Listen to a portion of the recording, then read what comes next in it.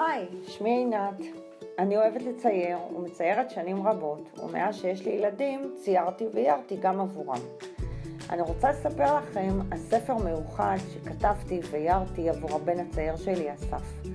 הכל התחיל כשלאספי היו קשיים בגמילה מחיתולים. בהתחלה היו לו פספוסים. אחרי כן הייתה תקופה שהוא לא רצה לעשות, גם זה לא היה פשוט. את הספר ציירתי לו כדי שיבין כיצד ולמה נוצרים בגוף פיפי וקקי, מדוע צריך להיפטר מהם, וגם מה מרגישים שהוא אומר לנו שהגיע הרגע ללכת לשירותים. הוא נדלק מאוד על הספר הזה וביקש ממני להקריא לו שוב ושוב ושוב ושוב, והלך עם הספר לגן, והלך עם הספר לישון, וזה עזר. על פי הספר הזה הגיתי רעיון לאפליקציית משחק אינטראקטיבי מהנה שתעזור לילדים להיגמל מחיתולים.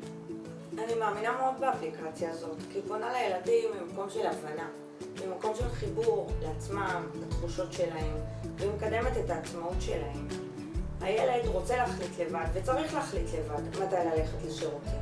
האפליקציה תעזור לו להבין מתי הרגע המתאים. עזרו לי להביא את המתנה הזאת לילדים שלנו.